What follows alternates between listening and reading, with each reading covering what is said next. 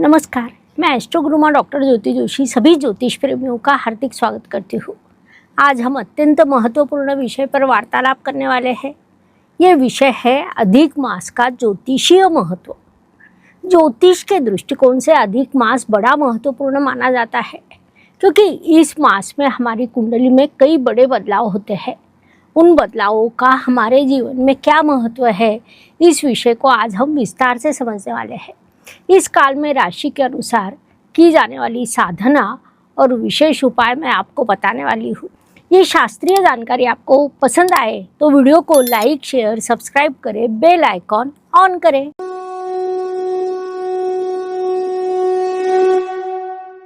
अधिक मास में सबसे पहले कुंडली का अष्टम भाव सक्रिय होता है। कुंडली का अष्टम स्थान हमारे जीवन की बाधा, परेशानी और संघर्ष को दर्शाता है। ये स्थान हमें कर्म शुद्धि सिखाता है। वास्तव में कुंडली के अष्टम स्थान को हम मृत्यु स्थान भी कहते हैं। ज्योतिष नियमों के अनुसार पिछले कई जन्मों के कर्म की दिशा कुंडली के चतुर्थ, अष्टम और द्वादश, इन 3 स्थानों से पता चलती है। इससे हमें उन स्थानों का महत्व पता चल सकता है। अष्टम स्थान अधिक मास में अधिक सक्रिय होता है। अर्थात होता क्या है कि यदि हम इस स्थान का स्वतंत्र विचार करते हैं, उस अनुसार कर्म करते हैं, उचित ध्यान रखते हैं, तो उससे हमारी कर्म की शुद्धि हो सकती है। हम अपने इस चैनल पर सदैव जो विभिन्न प्रकार की जानकारी के वीडियो डालते हैं, वह 70% चंद्रमा की राशि से होते हैं और 30% लग्न राशि से होते हैं। अर्थात विशेष रूप से राशि भविष्य के संदर्भ में हम आपको सदैव बताते हैं कि इस राशि भविष्य को आप 70% चंद्रमा राशि से समझें, 30% लग्न राशि से। उन दोनों का एक साथ परिणाम हम पर होता है। लेकिन ये जो विषय है अधिक मास से संबंधित, ये विषय आप 70% लग्न राशि से और 30% चंद्रमा राशि से समझने का प्रयास करें। इस काल में हमने क्या करना चाहिए, कौन सी चीज़ों का ध्यान रखना चाहिए, ये सभी चीज़ें आपके ध्यान में आ सकती है। तो कुंडली के अष्टम स्थान हमें कर्म शुद्धि सिखाता है। अब प्रश्न ऐसा निर्माण होता है कि हमने क्या करना चाहिए इस काल में, अर्थात अधिक मास में कौन से ग्रह कुंडली के अष्टम स्थान में आ रहे हैं, मूल कुंडली के अष्टम स्थान में कौन से ग्रह विराजमान है, हमारी राशि कौन सी है। इन सभी चीज़ों को ध्यान में रखकर हम कर्म शुद्धि कर सकते हैं। इस विषय को आप उचित पद्धति से समझना चाहते हैं तो आपने 2 राशियों की जानकारी को समझने का प्रयास करें, अर्थात 70% लग्न राशि, 30% चंद्र राशि से। अधिक मास में क्या कुंडली का केवल अष्टम स्थान समृद्ध होता है? तो नहीं, अष्टम स्थान के बाद द्वादश स्थान भी इस काल में समृद्ध होता है। कुंडली के द्वादश स्थान को मोक्ष स्थान कहा जाता है, मृत्यु का स्थान भी कहा जाता है, व्यय स्थान भी उसका एक सामान्य नाम है, अर्थात वह खर्च का स्थान होता है। इस स्थान से हम त्याग, ध्यान और मोक्ष की ओर जाने वाला रास्ता खोलते हैं। हम जो जन्म जन्म के फेरे में अटके रहते हैं, उससे बाहर निकलने का मार्ग हमें कई बार अधिक मास से प्राप्त होता है, क्योंकि इस काल में कुंडली का द्वादश स्थान सक्रिय होता है। महत्वपूर्ण बात है कि उस द्वादश स्थान को फलद्रूप करने के लिए कुंडली के 9वें स्थान से सहयोग प्राप्त होता है, क्योंकि कुंडली का 9वां स्थान, जिसे भाग्य स्थान कहा जाता है, वह गुरु कृपा एवं धर्म का मार्ग दिखाता है। लग्न राशि के अनुसार और चंद्रमा राशि के अनुसार समझेंगे कि आपको कुंडली का कौन सा स्थान अधिक सक्रिय करना है, कौन सी उपासना, कौन सी साधना करनी है। अधिक मास में कुंडली का द्वादश स्थान आपको अपने अंदर देखने के लिए प्रवृत्त करता है, अर्थात मैं कौन हूँ, कहाँ से आया हूँ, मेरा अस्तित्व क्या है, मेरी आत्मा क्या कहती है, मैं कहाँ जाने वाला हूँ। ये दिशा आपको द्वादश स्थान से प्राप्त होती है। कुंडली का अष्टम स्थान आपको कर्मों का शुद्धिकरण कराता है। कुंडली का 9वां स्थान आपको गुरु की कृपा प्राप्त करवाता है, आपके भाग्य को समृद्ध करता है। इन सभी चीज़ों का विचार कर राशि के अनुसार स्थानों को ध्यान में लेकर आप कुछ साधना कर सकते हैं। वह साधना मैं आपको बताने वाली हूँ। मेष राशि की दृष्टि से आपके अष्टम स्थान में वृश्चिक राशि आती है, 9वें स्थान में धनु राशि आती है और द्वादश स्थान में मीन राशि आती है। साधना करते समय आप अष्टम स्थान के लिए महामृत्युंजय मंत्र का जप करें। नवम स्थान के लिए भगवत गीता के अध्यायों का पठन करें और द्वादश स्थान के लिए हर रोज ध्यान करें। अधिक मास में इतना करके देखें, उसके परिणाम शुभ परिणाम प्राप्त होंगे। वृषभ राशि की दृष्टि से अष्टम स्थान में धनु राशि आती है, नवम स्थान में मकर राशि आती है और द्वादश स्थान में मेष राशि आती है। वृषभ राशि ने ओम ब्रूम बृहस्पते नमः इस मंत्र का जाप करें, कर्म शुद्धि के लिए दान करें और हर रोज सुबह प्राणायाम भी करें। इस अधिक मास में आपको उससे बड़ा लाभ प्राप्त होगा। कुंडली में ये तीनों भाव सकारात्मक होंगे, साथ ही एक बड़ी प्रगति, आत्मिक प्रगति आप साध्य कर सकते हैं। मिथुन राशि की दृष्टि से आपके अष्टम स्थान में मकर राशि आती है, नवम स्थान में कुंभ राशि, द्वादश स्थान में वृषभ राशि आती है। इस समय काल में मिथुन राशि के जातकों ने शनिदेव के मंत्रों का जाप करना चाहिए। ओम शम शनिश्चराय नमः या फिर नीलांजन समाभासम रविपुत्रम यमाग्रजम छाया मार्तंड संभूतम तम नमामि शनिश्चर। सुबह 6:30 से 7:30 1 घंटे में मौन साधना करें। इस साधना से आपको अत्यंत बड़ा लाभ प्राप्त हो सकता है। 1 घंटा किसी से बात ना करें, मौन पाले।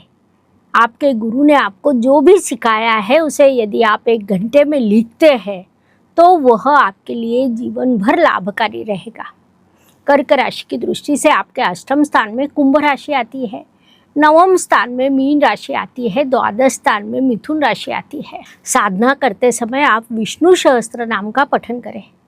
आपने आत्मचिंतन करना चाहिए। आप जो स्वप्न देख रहे हो उसे लिखना शुरू करें, उससे बड़ा लाभ प्राप्त होगा। इस काल में आपने जलदान करना चाहिए। ये सभी उपाय इस अधिक मास में अत्यंत उपयुक्त रहने वाले हैं। सिंह राशि के अष्टम स्थान में मीन राशि आती है, नवम स्थान में मेष, द्वादश स्थान में कर्क राशि आती है। आदित्य हृदय स्तोत्र का पठन करें, पितृ स्मरण करें, माता पिता की सेवा करें, उससे आपको बड़ा लाभ प्राप्त होगा।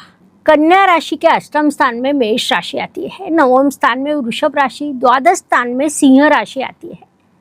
हनुमान जी की उपासना आपके लिए अधिक लाभकारी रहेगी। इस काल में अन्नदान करें, अपने अहंकार पर स्वयं ही विजय प्राप्त करें, ये सलाह दी जाती है। तुला राशि की दृष्टि से आपके अष्टम स्थान में वृषभ राशि आती है, नवम स्थान में मिथुन राशि आती है, द्वादश स्थान में कन्या राशि आती है। आपने भगवान श्री गणेश जी का जाप करना चाहिए। मुद्रा शास्त्र में बताई गई गणेश मुद्रा भी आप कर सकते हैं, स्वाध्याय भी कर सकते हैं, अपनी दिनचर्या का शुद्धिकरण कर सकते हैं, उससे आपको अत्यंत शुभ परिणाम प्राप्त होंगे। वृश्चिक राशि के अष्टम स्थान में मिथुन राशि आती है, नवम स्थान में कर्क राशि, द्वादश स्थान में तुला राशि आती है। इस काल में शिव चालीसा का पठन करें, मातृ सेवा, माता जी की सेवा करें, इस काल में बड़ी लाभकारी रहेगी। रिश्तों में दूसरों को क्षमा करें। इस काल में यदि आप दूसरों को क्षमा करते हैं तो कई कर्मों से आपकी मुक्ति हो सकती है, कर्म बंधन से आपकी मुक्ति हो सकती है। ये बात मुख्य रूप से ध्यान में लें। धनु राशि की दृष्टि से विचार करें तो आपके अष्टम स्थान में कर्क राशि आती है, द्वादश स्थान में वृश्चिक राशि आती है।